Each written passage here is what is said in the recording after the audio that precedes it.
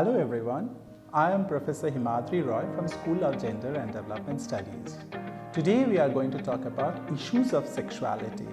Last time we have talked about concepts of sexuality in which you have seen that what are the concepts of sexuality. Today we are going to discuss about the issues of sexuality.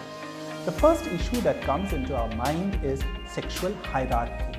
Now, sexual hierarchy is very important to understand the sexuality contexts and notions of sexuality. How are the hierarchies created? The hierarchies are created by four categories. Mainly, the first one is relationships between man and woman. Second is relationships should be within institution of marriage. And the third one is relationship should be between man and a woman of same caste, same religion and same class. Apart from these normative sexualities hierarchies, the non-normative sexualities or LGBTI+ are much below on the scale of sexual hierarchy. They almost become non-existent in the sexual hierarchical scale. Now, what are the main issues of non-normative sexuality? The first issue that comes into our mind is coming out or being in closet. The second one is homophobia or transphobia. The third is acceptance and recognition. Fourth is discrimination. Fifth is abuse and harassment. Sixth is violence, and the last one is legal rights. The first one, let's discuss what is coming out. Coming out is a process of telling about one's sexuality to family, relatives, friends, neighbors and or colleagues. This depends whether you are working or whether one is not working. The second process of coming out is finding out someone to share one's feelings and emotions about one's sexual identity and sexual orientation. The third one that we should always keep in mind is this someone can be a family member, a relative, a friend or a colleague. Now, what is being in closet? What are closeted things? Closeted is a protective identity or hiding about one's sexuality, sexual orientation and sexual identity. Hiding one's sexuality from others because of the stereotypes of sexual behaviors, attributes and sexual roles, and other social pressures are also there. Many a time, this makes the individual who is in closet to lead a dual life or living false or unhappy lives. Now, why we are saying that? Because when one individual hides one's sexuality, then the person is made or forced or imposed to behave in a normative sexuality way. So therefore, a person who belongs to non-normative sexuality, if the person is forced to behave in the normative sexuality, then for them it becomes literally tough to survive. So they lead a dual life, one in front of the family and the parents and relatives, one with the friends with whom they are comfortable. Maybe not always with the friends, with some friends, chosen friends, some colleagues, some chosen colleagues. The third one that is very important for us to understand is what is homophobia. Now, homophobia is a queer club term that is used for all non-normative people or LGBTI+ people. Now, why I am using just homophobia? Because it talks about the other homosexuals also in the category. It is basically a dislike of or prejudice against these individuals who are homosexual or non-normative people or LGBTIA+ people. Now, it also encompasses a range of negative attitudes or feelings towards these people. This kind of feeling may be based on irrational, unscientific fear and ignorance, and is often related to cultural traditions, religious beliefs and social norms. Like, for example, if I don't like someone who is lesbian, then I will definitely say that, oh, I have never seen in my society a lesbian. That way. Similarly, if we don't talk about bisexual, if I don't like, if I have a negative attitude towards bisexual men, then I'll say, oh, I have never, science do not prove any bisexuality exists or not. Or my God doesn't permit me to believe in bisexuality. These are certain kind of feeling that is based on irrational, unscientific traditions. Now, the other one is transphobia. Transphobia is a feeling of hatred, contempt, anger and aversion against the transgender people. These range of negative attitudes or feelings keep them away from being part of the society. Always they have to face the negative attributes from the people, negative attitudes. They are being scorned at, mocked at and laughed at by all the other people in the society. But a strange kind of fear is always attached to them, which is related to religious beliefs, especially in India. Now in India, we believe that if a transgender comes and claps in front of you asking for begging, then definitely we turn up and give some money to them or just scorn them off. Now the other thing also is related that if they curse us, probably that curse will come true. Now these are unscientific, irrational religious beliefs that most of the people in this country or the prevalent society in this country have. Now the other thing is the very important issue that we have in the non-normative sexuality is recognition and acceptance. This is very, very important. Acceptance takes place, we must understand that acceptance takes place in three stages. One is individual acceptance, one is family acceptance, and the third one is social or society acceptance by the society. So we see that in individual acceptance, firstly, one has to accept oneself about one's sexual orientation and sexual identity. What I am, I have to accept myself first. Secondly, one's sexual identity or sexual orientation has to be accepted by the family. Now this is the second stage. The third stage is one's sexual orientation has to be accepted by friends, colleagues, relatives and others from the society. Now these are the three stages. Now many a times we always expect that if I have accepted myself, my friends should accept me, my society should accept me, my neighbors should accept me, but I don't know about my family. The other very important thing is that it is always seen that the coming out of non-normative sexuality people, the coming out phases are self-acceptance is always with friends and colleagues in this society.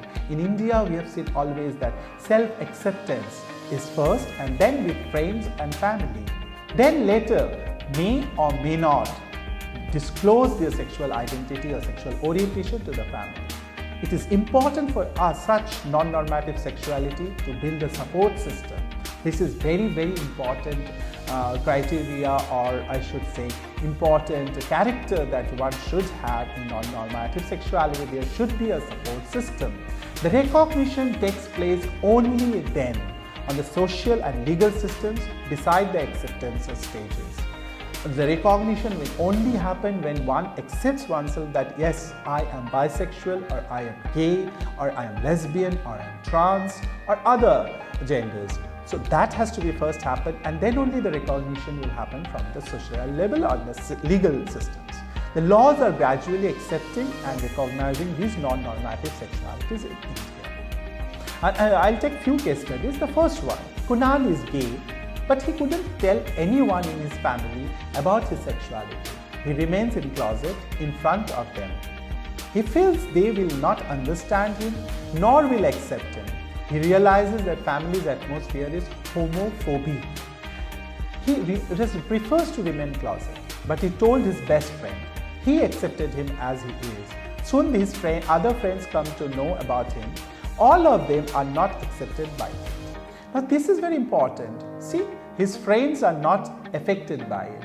His friend has accepted him, but his family is not accepted him. But he has built, now we can see that he has built a support system. His support systems are his other friends and other members of the society. The second case we take is about Neeraj or Nirja. Neeraj feels he isn't a boy, he is a girl who is trapped in this wrong body. He likes to dress like a girl, do all the feminine behaviors. He shared his feeling with his mother. She did not understand what to do, so took him to a doctor. The doctor counseled him and his mother. She accepted him as his sexuality is, but his other family members could not accept him. Neeraj left home. So after that, he started staying with some transgender people. He changed his name. Very interestingly, Neeraj changed his name from Neeraj to Nirja. But still today, Z sometimes meet her mother at occasions. Now why I'm using Z and Zer over here? Because the transgender people usually prefer themselves to call in this the noun, Z or Zer. The third case I'm taking is of Pallavi. Pallavi is a bisexual woman. She feels comfortable about her sexuality from school days. She was in love with one of her seniors. She married him and settled in a different city. After marriage, she came in contact with Ankita. She started liking her a lot. They developed a sexual affinity. She shared this feeling with her father, but her father emphasized that he should cut all bonds with Ankita to protect her marriage. But that did not happen. After struggling a lot, she told her husband about it. Her husband did not object to it, accepted her sexuality. Later, Pallavi got separated from her husband and she now lives with Ankita, but still in touch with her husband as a very good friend. These are the three cases we have seen: Kunal, Neeraj, Nirja and Pallavi. Now what are the findings? The first finding is that the acceptance of sexualities of all the three cases are very important for each of them. For instance, acceptance of Kunal by his best friend gave him mental strength. For Nirja, the support of her mother never perished, and for Pallavi, a support from her husband. All these build a strong, needed society.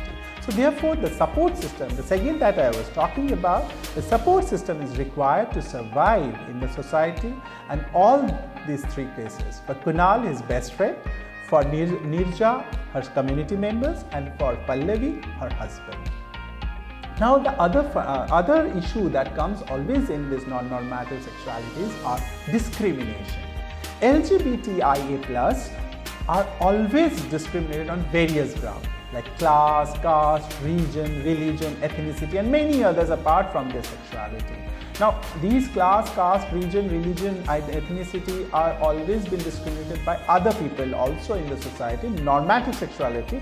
But along with it, if someone is a poor person and is lesbian, the discrimination becomes double.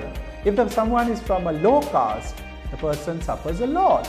Someone is from a different region, say for example, person from Northeast suffers more than the person from the mainland India. Religion, similarly ethnicity. Lesbians are doubly discriminated, one for being women and the other for being non-normative. Gays also undergo a lot of discrimination as they cannot meet the norms of being a quote-unquote man.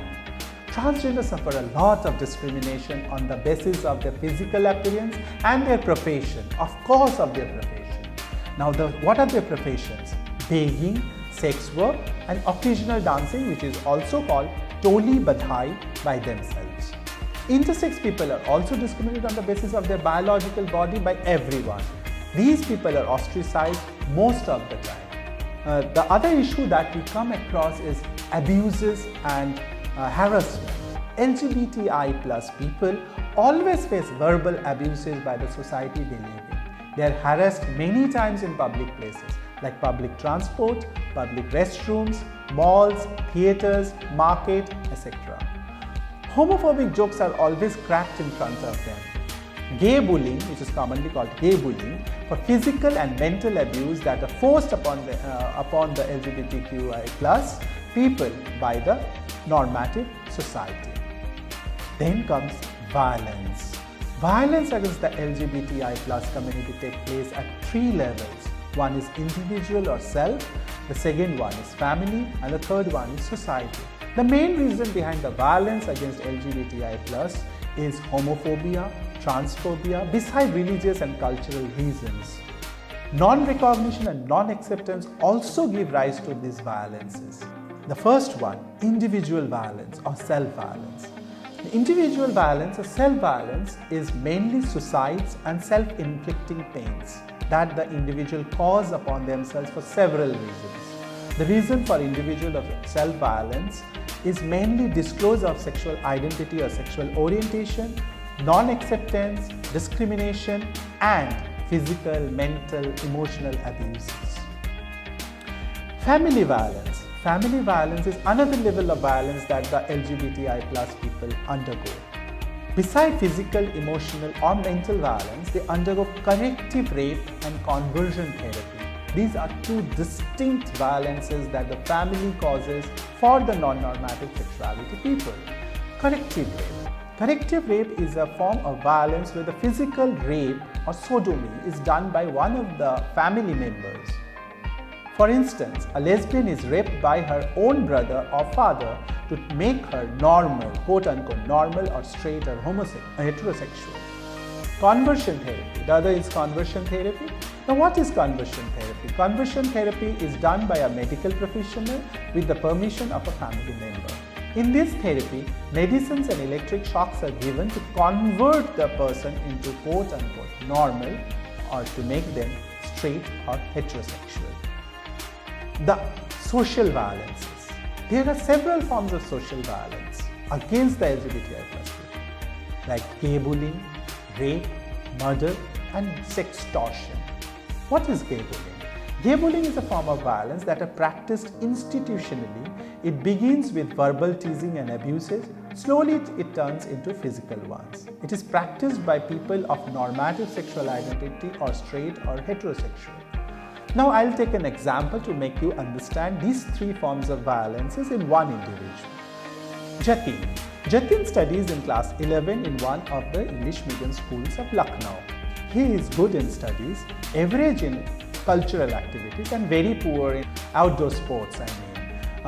He is soft-spoken, docile and meek in his behavior.